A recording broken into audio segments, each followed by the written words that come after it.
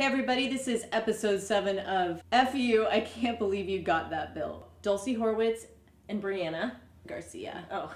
This is one that I think you and I have talked about a ton, Because this is one that I found and discovered and really liked before I even went to architecture school. But which building did you know about before you even went to school?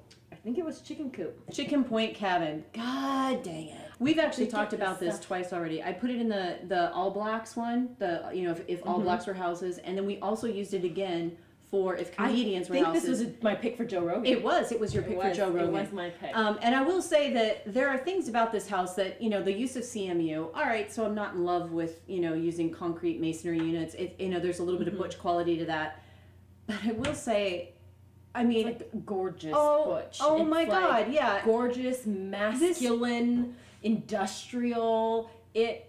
This whole thing where there's a wall of glass that you go onto the side of the thing and you crank it open and the whole thing opens up. Yep. And I know we've talked about this through deck. I know. Like this loft space that's all open. How do you have a client that says yes to this? And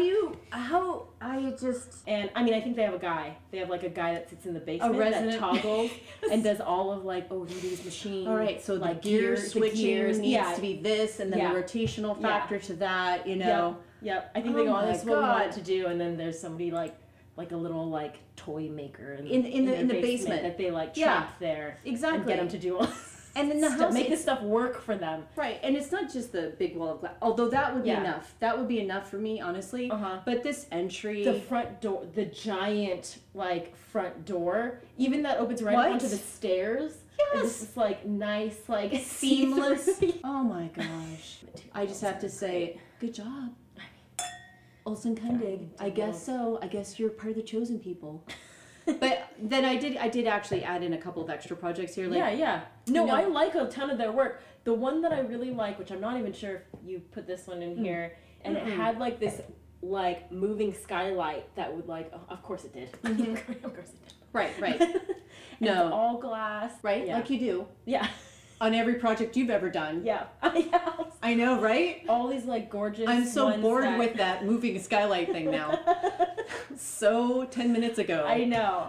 Is this the one with the library in the middle of it? No, this is the reason why I brought this one up is only because of the walls that go down into the boulders. There's something kind of John Lautner-esque. There is. That's exactly what I was going to say. It's very like Lautner's from the 60s and 70s brought into the current era. Is that? Do you know what this is? So in the bathroom. So this is really dark. I don't know if you can see this, but you can see the sides of the boulders here, and then they basically bore cut a hole in one of the stones to make a skylight. Yeah, so a little bit of Gordon Metaclar before. Oh geez, it's part of the Pierre residence. It's just whatever. Like seriously. And then of course this one I had to put in. Do you know this project, right? Yeah. I don't even know what the movable things are for. Do you know most of the work is in Seattle, but I don't. Is it just ventilation, or is it just because it's so freaking cool? I think it is a window ventilation. Yeah, like thing going that's on. Kind of they have that whole thing that just moves, that big arm, and then all of the pieces on the arm. I mean, It's just, it's insane. There is part of me that goes, okay, so is the zoning okay with that little projection up top of the roof? Like, is that a problem? Do you know what I mean? Because I've been in this business long enough now. That you think, how did they get that built? Exactly. Exactly. I'm looking at that going, do you need to get an encroachment or an easement permit for the stuff that swings out over the public right away? I do. You know what I mean? So, maybe Seattle just is like, we love them. It is. Yeah, right. So they just put us on the map when it comes to architecture. I mean, we're being really super flippant, but I bet they had to do battle. I bet they did. Maybe. So, they're like, hey, ladies, take a chill pill. It was hard.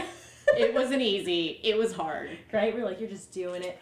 The project that you don't have in here that I do like, it kind of goes back to our last episode with the cabins. Yeah. The stilts. So it's the ones where there's like a valley and it has a whole bunch of them? Yes, and I think they're like a series of cabins that are in the snow that they like. Remember, they were not going to let them build it because you couldn't put permanent structures because it was some kind of, I don't know if it was some kind of park or whatever the land was. Put them on they wheels. put them on freaking wheels. Good and Lord. then got away with it anyway. Good job. Yeah, you're cool. So that's the end of episode 7. FU. I can't believe you got all of those things built. I know. But anyway, good job, I guess.